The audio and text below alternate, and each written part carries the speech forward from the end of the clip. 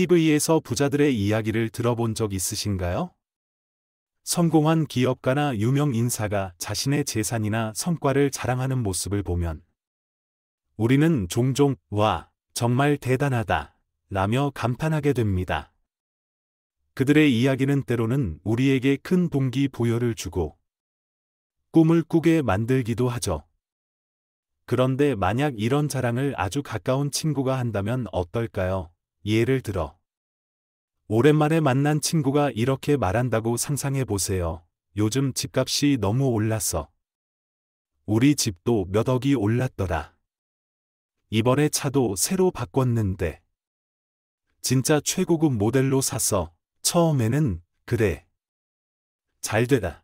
라고 웃으며 넘길 수 있습니다. 하지만 이런 이야기가 계속 이어지면 마음이 점점 이상해지기 시작합니다. 여러분은 이런 이야기를 들으면 단순히 부럽다는 감정만 느끼시나요? 아니면 왜 굳이 나한테 이런 이야기를 해야 하지? 라는 생각이 들며 불편함이 생기시나요? 가까운 사람의 자랑은 때로는 단순한 불편함을 넘어 상대방에게 상처로 다가오기도 합니다. 특히 내가 비슷한 상황에 있지 못하거나 현재 힘든 일을 겪고 있다면 그 감정은 더 커질 수 있습니다. 그럴 때는 왜 굳이 이런 말을 나에게 했을까? 라는 의문이 떠오르며 마음이 무거워질 수도 있습니다. 사실 자랑이라는 감정은 누구에게나 자연스럽게 생길 수 있습니다. 내가 이룬 성과나 얻은 것들을 다른 사람과 나누고 싶은 마음은 인간적인 본능이죠. 그러나 이 자랑이 언제, 누구에게, 어떻게 전달되는지에 따라 그 의미는 완전히 달라질 수 있습니다. 잘못된 방식으로 전달된 자랑은 듣는 사람에게 불편함을 주거나 관계를 어긋나게 만들 수도 있습니다. 그래서 오늘은 가까운 사이일수록 절대 자랑하지 말아야 할 5가지에 대해 이야기해 보려고 합니다. 우리가 무심코 던진 말 한마디가 상대방의 마음을 불편하게 하거나 소중한 관계에 균열을 만들지 않도록 이 이야기가 작은 지침이 되었으면 합니다. 이제부터 어떤 자랑이 우리 관계에 어떤 영향을 미칠 수 있는지, 그리고 더 지혜로운 대화법은 무엇인지 함께 생각해 보겠습니다. 첫 번째 주제는 바로 자녀 자랑입니다. 부모라면 누구나 자녀가 잘된 이야기를 나누고 싶어 하죠. 이것은 너무도 자연스러운 감정입니다. 하지만 이런 자랑이 때로는 상대방의 마음을 불편하게 만들고 오히려 관계에 거리를 두게 하는 요인이 될 수 있습니다. 실제로 자녀 자랑 때문에 관계가 소원해진 경우를 종종 볼 수 있습니다. 오늘은 김영애 씨의 이야기를 통해 이 점을 살펴보겠습니다. 김영애 씨는 65세로 평생 바느질 일을 하며 생계를 이어왔습니다. 그녀는 끊임없는 노력으로 2 자녀를 모두 대학에 보냈고 큰딸은 교사가 되었으며 아들은 대기업에서 근무하고 있습니다. 자녀 이야기를 꺼낼 때마다 영애 씨는 뿌듯함을 숨기지 못합니다. 이처럼 자녀의 성공을 자랑하고 싶은 마음은 당연합니다. 하지만 이 이야기가 상대방에게는 어떻게 들릴지 한 번쯤 생각해 보는 것이 중요합니다. 우리 모두는 자랑하고 싶은 순간이 있지만 그것이 관계를 더 깊게 만드는 대화가 될지 아니면 무의식적으로 상대방을 멀어지게 할지를 고민하는 것이 필요합니다. 함께 지혜롭게 대화하는 방법. 이제부터 더 깊이 알아볼까요? 그런데 최근 동창 모임에서 흥미로운 일이 있었습니다. 오랜만에 만난 자리에서 영희 씨는 자연스럽게 자녀 이야기를 꺼냈습니다. 우리 딸이 이번에 승진했어요. 학교에서 부장 교사가 됐다니까요. 그리고 아들은 회사에서 인정받아서 해외 주재원으로 파견 나갔어요. 정말 대견하지 뭐예요. 그 말을 듣던 친구 정미 씨는 미묘한 표정을 지었습니다. 사실 정미 씨의 자녀는 얼마 전 직장을 그만두고 집에서 쉬고 있는 상황이었거든요. 대화가 이어질수록 정미 씨는 점점 말을 아끼기 시작했고 모임 후에는 이런 말을 남겼습니다. 영희는 참 좋은 엄마야. 근데 왜 그 얘기를 그렇게 자꾸 꺼낼까? 내 마음이 작아지는 것 같다. 사실 영희 씨는 그저 자신의 기쁨을 나누고 싶었을 뿐이었습니다. 하지만 이 이야기가 정미 씨에게는 비교 심리를 자극하며 불편함을 주었던 것이죠. 왜 가까운 사이에서의 자랑이 때로 문제로 느껴질까요? 친밀한 관계일수록 상대방은 내 말을 더 진지하게 받아들이기 마련입니다. 그래서 아무리 작은 자랑도 상대방의 상황에 따라서는 과하게 느껴질 수 있습니다. 특히 자녀 자랑은 더 그렇습니다. 자녀의 성과는 부모의 자부심과 연결되지만 동시에 상대방에게는 부족함을 상기시키는 계기가 될 수 있기 때문입니다. 그렇다면 이런 상황을 피하려면 어떻게 해야 할까요? 첫째, 상대방의 상황을 살피는 대화법이 필요합니다. 자녀 이야기를 꺼내기 전에 상대방의 근황을 먼저 물어보는 거죠. 요즘 어떻게 지내? 아이들은 잘 있지? 라는 질문으로 대화를 시작하면 상대방의 이야기를 들어볼 기회를 만들 수 있습니다. 둘째, 자녀 자랑을 하고 싶을 때는 자랑의 강도를 줄이는 방법을 써보세요. 예를 들어, 우리 딸이 요즘 많이 바빠졌어. 교직이 참 힘든 것 같더라. 처럼 성과보다는 현실적인 이야기를 중심으로 대화를 나누면 공감대를 형성하기 더 쉽습니다. 셋째, 자랑 대신 감사와 겸손을 표현해보세요. 아이가 이번에 좋은 기회를 얻었는데 주변에서 많이 도와줬어. 정말 감사하게 생각하고 있어. 같은 말은 듣는 사람도 부담 없이 받아들일 수 있습니다. 결국 중요한 건 대화의 목적이 단순히 자랑이 아니라 서로의 마음을 나누는 데 있다는 점입니다. 특히 가까운 사람일수록 이런 배려는 관계를 더욱 깊고 따뜻하게 만들어줍니다. 비슷한 맥락에서 또 다른 예를 들어보겠습니다. 재산 이야기도 그렇습니다. 나이가 들수록 재산은 그 사람의 노력과 삶의 궤적을 보여주는 중요한 지표가 될 수 있습니다. 하지만 재산 규모를 자랑하는 태도는 주변 사람들에게 위화감을 주고 관계에 미묘한 틈을 만들 가능성이 큽니다. 이를 보여주는 예로 75세 박영수 씨와 그의 친구 최병호 씨의 이야기가 있습니다. 이야기 추가 가능. 영수 씨는 오랜 기간 자영업을 운영하며 경제적으로 안정된 삶을 이뤄냈습니다. 그는 몇 채의 건물을 소유하고 있으며 자녀들에게도 넉넉한 재산을 물려줄 준비를 마쳤습니다. 친구들과의 모임에서도 자연스럽게 자산 관리나 투자 이야기가 주제로 오르곤 했습니다. 어느 날 영수 씨는 친구들과의 모임 자리에서 이렇게 말했습니다. 이번에 강남 쪽에 새로 나온 상가를 하나 계약했어. 거기 새로 들어온 가게들이 다 잘 돼서 매달 수익도 괜찮아. 내가 이런 안목은 좀 있지 않나 싶어. 너희도 괜찮은 물건 있으면 나한테 한번 물어봐. 내가 도와줄게. 병호 씨는 고개를 끄덕이며 듣고 있었지만 속으로는 복잡한 감정을 느꼈습니다. 평생 회사 생활을 해온 병호 씨는 은퇴 후에도 넉넉하지 않은 연금으로 생활하고 있었기 때문입니다. 영수 씨의 이야기는 병호 씨에게 마치 넌 왜 이런 기회를 잡지 못했니? 라는 간접적인 평가처럼 들렸던 겁니다. 모임이 끝나고 집으로 돌아온 병호 씨는 혼자 중얼거렸습니다. 왜 영수처럼 잘 나가는 이야기를 들으면 내가 작아지는 기분이 들지? 왜 자산 자랑이 이렇게 불편할까? 사실 재산이라는 주제는 누군가에게는 성공의 상징일 수 있지만 또 다른 누군가에게는 부족함을 느끼게 만드는 민감한 주제이기도 합니다. 특히 나이가 들수록 경제적 차이는 사람들 사이에서 위화감을 조성할 가능성이 커지기 마련입니다. 그렇다면 자산에 대한 이야기를 나눌 때 어떤 점을 주의해야 할까요? 첫째, 겸손함을 강조하는 표현을 사용하세요. 이번에 운 좋게 투자한 곳에서 조금 수익이 났어. 주변 사람들이 많이 도와줘서 가능했던 일이야. 처럼 자신의 성과를 과도하게 부각하지 않는 표현이 상대방에게 부담을 줄일 수 있습니다. 둘째, 상대방의 상황을 헤아려 대화하세요.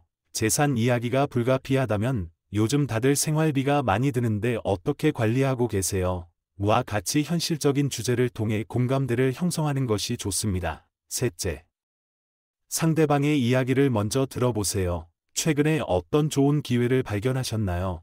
처럼 상대방의 의견을 묻는 방식으로 대화를 시작하면 자산 규모를 자랑하려는 의도가 아니라고 느끼게 할 수 있습니다. 넷째, 취미나 여가 생활을 공유할 때도 신중하세요. 나이가 들수록 좋아하는 취미나 여가 활동은 삶에 활력을 주는 중요한 요소입니다. 하지만 이 또한 자랑처럼 들리게 한다면 듣는 사람에게 은근한 부담이나 열등감을 줄 수 있습니다. 대화는 상대방의 마음을 이해하고 연결하는 도구입니다. 특히 자산에 대한 이야기는 자칫 서로를 비교하거나 평가하려는 의도로 비칠 수 있기 때문에 겸손과 배려가 무엇보다 중요합니다. 상대방의 처지를 먼저 생각하며 이야기를 풀어간다면 더 따뜻하고 진솔한 관계를 만들어 갈 수 있을 것입니다. 이번에는 69세 이정우 씨와 그의 친구인 70세 최영길 씨의 이야기를 살펴보겠습니다. 정우 씨는 몇 년 전 은퇴한 후 골프에 푹 빠졌습니다. 그는 매주 골프장을 찾아 운동도 하고 친구들과 교류하며 활기찬 일상을 보내고 있습니다. 최근에는 골프 실력이 일취월장하여 동호회에서도 상을 받을 정도로 성취감을 느끼고 있죠. 이번에 골프 대회에서 1등을 했어. 3달 동안 열심히 연습한 보람이 있더라고. 요즘은 주 2회씩 필드에 나가는데 건강도 좋아지고 새로운 사람도 많이 만나니까 정말 좋아. 너도 한번 해볼래? 정우 씨가 이렇게 즐거운 마음으로 이야기를 나눴을 때 영길 씨는 겉으로는 미소 지으며 고개를 끄덕였지만 속으로는 복잡한 마음이 들었습니다. 영길 씨는 건강이 좋지 않아 먼 곳으로 이동하거나 활동적인 여가를 즐기기 어려웠고 경제적인 여건도 녹록지 않아 가까운 공원 산책조차 힘든 상황이었기 때문입니다. 모임이 끝난 후 영길 씨는 이렇게 말했습니다. 정우는 잘 지내고 있는 것 같아 보기 좋긴 해. 그런데 그 얘기를 들을 때마다 내가 참 초라해지는 것 같아. 나도 뭔가 즐길 수 있는 취미가 있었으면 좋겠어. 왜 이런 감정이 생겼을까요?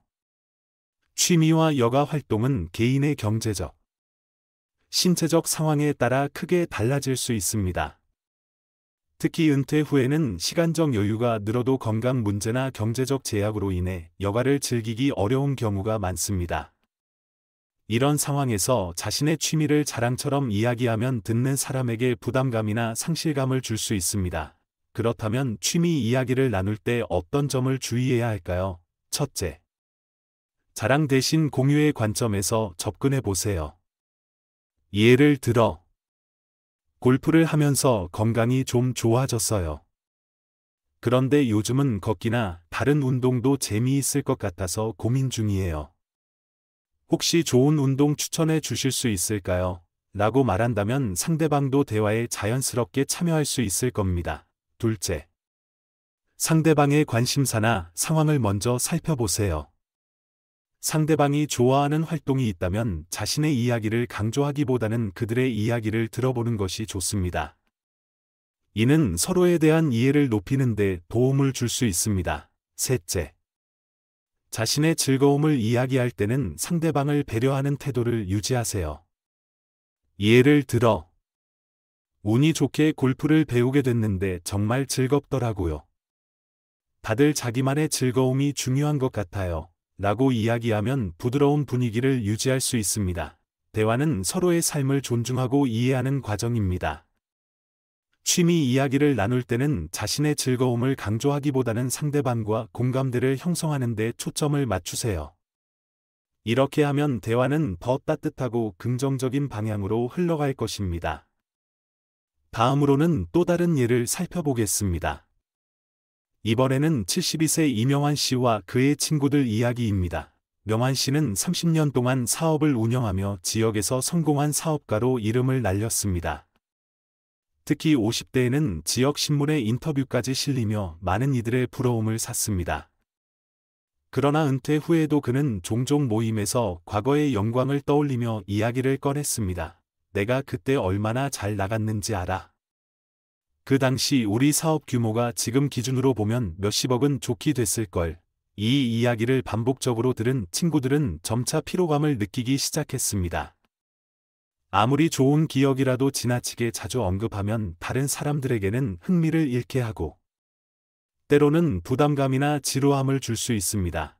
과거의 영광을 자랑하는 대신 서로의 현재 이야기를 나누거나 함께 할 수 있는 활동을 찾아보세요.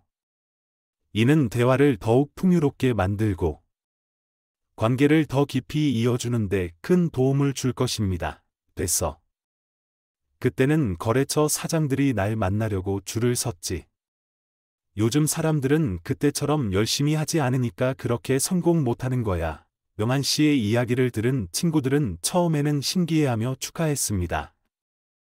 하지만 시간이 지날수록 그의 이야기가 점점 부담스럽게 느껴졌습니다. 특히 같은 모임에 있던 68세 김정호 씨는 마음이 무거워졌습니다. 정호 씨는 평생 회사원으로 일하며 은퇴했지만 큰 성과 없이 평범한 삶을 살아왔기 때문입니다. 모임이 끝난 후 정호 씨는 이렇게 말했습니다. 명한이 형이 예전에 잘 나갔다는 건 참 대단한 일이야.